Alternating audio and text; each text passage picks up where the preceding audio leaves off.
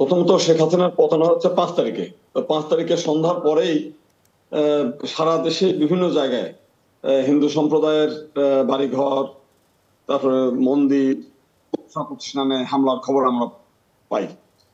বিশেষ করে বাংলাদেশের উত্তরাঞ্চলে বেশ গ্রামের মধ্যে, যেখানে যাতায়াত কম, সাধারণভাবে কম থাকে, রাতের বেলায় সেই মন্দিরগুলো এবং প্রতিমাগুলো ভাঙা হয়েছে। এবং বিশেষ করে হিন্দু সম্প্রদায়ের যে সমস্ত লোকজন আওয়ামী লীগের সঙ্গে যুক্ত, তাদের নেতা কর্মী এবং একই সঙ্গে হিন্দু বৌদ্ধ খ্রিস্টান ঐক্য পরিষদ এবং পূজা পরিষদের নেতা যারা, তাদের বাড়িতে এবং তাদের ব্যবসা প্রতিষ্ঠানে হামলার সংখ্যা বেশি। এটার পিছনে কারণটা হলো যে হিন্দু বৌদ্ধ খ্রিস্টান ঐক্য পরিষদ এবং আওয়ামী লীগের হিন্দু নেতারা এরা সরাসরি এই মানে বৈষম্য বিরোধী যে আন্দোলন, সেই আন্দোলনের বিরুদ্ধে মাঠে নেমেছিল। এবং ঐক্য পরিষদ একটা বিবৃতি দিয়ে বলেছিল যে যারা এই ছাত্র আন্দোলন করছে এরা নব্য রাজাকার, এরা হচ্ছে মানে এদের বিরুদ্ধে রাষ্ট্রদ্রোহী মামলা করে দ্রুত শাস্তি বিধান করতে হবে, এবং এরা যেন সরকারি আধা সরকারি স্বায়ত্তশাসিত পুলিশ সেনাবাহিনী কোথাও যেন চাকরি না পায় সেই ব্যাপারে নিশ্চিত করতে হবে। এইটা যখন ব্যাপক প্রচার হয়ে যায়, তো যে কারণে তাদের প্রতি ক্ষোভ ছিল প্রচন্ড মাত্রায়। তো সেইটা আমরা যে সময় এই ধরনের প্রচার হচ্ছিল ব্যাপকভাবে, তা আমরা মনে করছিলাম অতীতে নাসিরনগর, কুমিল্লা, চৌমোহনী, ধেরাইশাল্লা এই সমস্ত গুলোতে যেমন গ্রামের পর গ্রাম জ্বালিয়ে দিয়েছে, এরকম একটা ঘটনা ঘটতে পারে। তো আমরা দেখলাম যে যেদিন শেখ হাসিনার পতন হলো তার পরপরই বিএনপি এবং জামাত নেতারা তাদের কর্মীদেরকে বিভিন্ন মন্দির পাহারার জন্য নির্দেশ দিয়ে দিয়েছে, এবং হিন্দু মহল্লাগুলোতে যাতে তারা টহল দেয় সে ব্যাপারে নির্দেশ দিয়েছে। তো সেই কারণেই হিন্দুদের পরে নির্যাতনের সংখ্যাটা যেভাবে মানুষ আশঙ্কা করছিল অতটা হয়নি। তারপরেও সারা বাংলাদেশের প্রায় বেশ কয়েকটি জেলায় কিছু ওই সময় আওয়ামী হিন্দু নেতা এবং একই সঙ্গে কিছু নিরীহ হিন্দু মানুষের বাড়িতেও হামলা হয়েছে, যাদের জমি জমা নিয়ে বিরোধ। একজন খুন হয়েছে আমাদের বাগেরহাটে, তার দীর্ঘদিনের জমি জমা বিরোধ সেটাকে কাজে লাগাচ্ছে এই সময়। এবং আরো কিছু আছে, যেমন বরিশালে একজন হিন্দু ব্যক্তির বাড়িতে চাঁদা চেয়েছে, সেই চাঁদা বিএনপির কথা বলে, পরবর্তীকালে দেখা গেল সে বিএনপির না, ওই এলাকার আওয়ামী লীগের নেতা।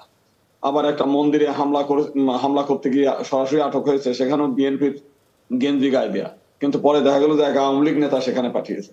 আজকে সমকাল পত্রিকায় আমরা দেখলাম যে মুন্সিগঞ্জের সিরাজদি খান এলাকায় একটা মন্দিরে বোমা হামলা করেছে 3 জন ছেলে, পরে তাদের ধরা পড়ছে, দেখা গেল আওয়ামী লীগের। মূল বিষয়টা হচ্ছে যেহেতু আওয়ামী লীগ এখন মাঠে নাই, তাদের মাঠে দাঁড়াতে পারছে না, সেই জন্য হিন্দুদের উপর ভর করে তারা মাঠ দখল করার চিন্তা করছে এবং একটা অরাজকতা তৈরি করার চেষ্টা করছে বলে অনেকেই মনে করেন। যে ভারতীয় গণমাধ্যমের ভূমিকা আপনি কিভাবে দেখেন এখানে? হ্যাঁ, সেই বিষয়টা হচ্ছে যে, এবং ভারতে গণমাধ্যমে বাংলাদেশ থেকেই এই রুমার গুলো তাদের কাছে পৌঁছানো হচ্ছে। যেমন ধরেন মাশরাফির বাড়ি হামলা হয়েছে, সেটা ওখানে লিটন দাসের নাম বলা হচ্ছে। একটা সাতক্ষীরার কলারোয়া একটা হলো রেস্টুরেন্ট হলো চাইনিজ রেস্টুরেন্ট, মন্দিরের মতো দেখতে। তো সেইটা যখন পুড়িয়ে দিচ্ছে সেইটাকে মন্দির হিসেবে চালিয়ে দেওয়া হচ্ছে। আবার আমরা দেখেছি সিরাজগঞ্জে পুলিশ নিহত হয়েছে, ওখানে এনায়তপুর থানার। তো সেখানে অনেক মিডিয়া বলছে যে আপনার 13 জনই হিন্দু পুলিশ নিহত হয়েছে, আবার অনেকে বলছে 9 জন হিন্দু পুলিশ নিহত হয়েছে, এবং বেছে বেছে হিন্দু পুলিশদের খুন করা হচ্ছে। মানে এই প্রচারণাগুলো বাংলাদেশ থেকে ইচ্ছাকৃতভাবে রিউমার গুলো ওখানে ছড়ানো। এবং আমরা দেখেছি সাবেক প্রধানমন্ত্রীর ছেলে জয় একটা মিডিয়াকে প্রথমে বলছিল যে আমার মা রাজনীতি করবে না, পরবর্তীকালে যখন পৃথিবীর কোন দেশ থেকে তাকে রিসিভ করে নাই, তখন বলছে না, তিনি এখনো প্রধানমন্ত্রী আছে এবং বাংলাদেশের হিন্দুরা নির্যাতিত হবে, যদি মানে হতেই থাকবে, যদি আমার মা না যায় তাহলে হিন্দুদের বাঁচাতে পারবে না। তার মানে তারা একটা প্ল্যাটফর্ম তৈরি করতে চায় যে যাতে শেখ হাসিনাকে বাংলাদেশে আনা যায়, যেহেতু ভারত হয়তো তাকে রাখবে না। এবং সেটার জন্য মানে হিন্দুদের ঘাড়ের পর এই ভূত চেপে এই কাজগুলো করার চেষ্টা চলছে। এবং মানে আমরা মনে করি যে, এবং অনেকেই মনে করে যে এই ঘটনা হিন্দুদের উপর ঘাড়ে চেপে বিভিন্ন জায়গায় হিন্দুদের উপর হামলা করে, সেটা দেশে বিদেশে বিশেষ করে ভারতে ব্যাপকভাবে প্রচারণা করে, এবং এখনো ব্যাপক প্রচারণা। আমরা চট্টগ্রামে দেখেছি একটা মন্দির পোড়ানোর কথা বলছে, কিন্তু আসলে মূলত মন্দির থেকে অনেক দূরে সেটা একটা আওয়ামী লীগের অফিস। 42 জন, অনেক বলছে যে সব হিন্দু পুলিশ মেরে ফেলেছে, কিন্তু বাস্তবতা হচ্ছে সেখানে 42 জন পুলিশ মারা গেছে, তার মধ্যে 2 জন হিন্দু। আবার রংপুরের হচ্ছে এক ভদ্রলোক, সেখানে হারাধন রায়, সে হচ্ছে আওয়ামী লীগের সেক্রেটারি, সভাপতি, এবং পূজা উদ্যাপন পরিষদের হচ্ছে রংপুর বিভাগীয় সে সভাপতি। তো সেই ভদ্রলোক হচ্ছে আন্দোলনের গিয়ে সেই ছাত্রদের তোপের মুখে সেখানে ছাত্রদের উপর হামলা করেছে, হামলা করার পরে তাদেরকে পিটিয়ে মারছে। তো সেটা কিন্তু আবার ওইটা প্রচার করছে সে মন্দির রক্ষা করতে গিয়ে হামলার শিকার হয়ে মারা গেছে। বিষয়টা এইরকম না, এই প্রচারগুলো গুজব ছড়ানো হয়েছে ব্যাপকভাবে। আরো বহু ঘটনা আছে, তো কিছু ঘটনা ঘটে নাই তা না। যেমন আমাদের উত্তর অঞ্চলে যেটা মন্দির পুরানোর ঘটনা ঘটেছে, সেটা কিন্তু কারা পুড়িয়েছে এটার কোনো ইতিহাস নেই। বরং এখন থেকে গত বছরে 2023 সালে এই বালিয়াডাঙ্গিতে 12টা মন্দিরের 14টা প্রতিমা ওখানে ভেঙে দেওয়া হয়। পরে আমরা জানলাম, এটা নিয়ে আমরা বিক্ষোভ মিছিল টিছিল অনেক কিছু করেছি, পরে দেখলাম ওখানকার এমপি দবির সাহেব তার কর্মীদের দিয়ে সে হামলা করে ভেঙেছে, এবং ওটা হচ্ছে তার প্রতিপক্ষকে ঘায়েল করার জন্য।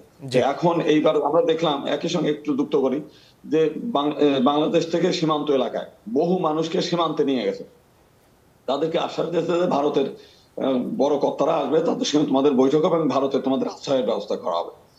তারা সব মানে এখান থেকে ওখানে চলে গেছে, যদিও তারা মহিলাদের নিয়ে যায় নাই, কিংবা ব্যাগ ট্যাগ মিলে ভারতে চলে যাবে সেরকম যায় নাই। তো নিয়ে তাদেরকে একদিন ওখানে বসায় মানে দাঁড় করিয়ে রেখে তারা উপর থেকে ভিডিও টিডিও করে তাদের যা দরকার সেগুলো করে তারপরে ফেরত পাঠিয়ে দিয়েছে। সবচাইতে বড় ব্যাপার যে তারা যে এদেরকে ব্যবহার করলো, ওখানে নিয়ে ভিডিও টিডিও তাদের প্রয়োজনে যেটা করেছে, তারা কিন্তু একদিন রাখার পরে তাদের জন্য ওই মানে কাঁটাতারের বেড়ার উপর দিয়ে 200-400 প্যাকেট বিস্কুটও ছুড়ে দেয় নাই, কিংবা মানে জলের বোতলও ছুড়ে দেয় নাই, যে ঠিক আছে আপনাদেরকে আমরা ডেকে নিয়ে আসি অন্তত এই বিস্কুট আর জল খান। মানে তাদেরকে ব্যবহার করে আবার ফেরত পাঠাচ্ছে। এই জিনিসগুলো কেন করছে? ভারতীয় কিছু রাজনীতিবিদ বলছে যে বাংলাদেশ থেকে 1 কোটি শরণার্থী ভারতে ঢুকতেছে এবং তাদের জন্য জায়গা খালি করেন, সবই করেন। মানে মানে বিষয় হচ্ছে যে বাংলাদেশে আমরা অল্প সংখ্যক মাইনরিটি, এদেরকে নিয়ে যে এরা এইভাবে 47 সালের পর থেকে আজ পর্যন্ত কোনোদিন বাংলাদেশের হিন্দুদের জন্য তারা কিছু করে নাই। কিন্তু বারবার আমরা দেখতে পাচ্ছি যে তারা আমাদেরকে ব্যবহার করে আমাদেরকে নিয়ে ফুটবল খেলার মতো গোল দেওয়ার চেষ্টা করছে। এইটা অত্যন্ত নিন্দনীয় এবং আমরা এটা ধিক্কার জানাই।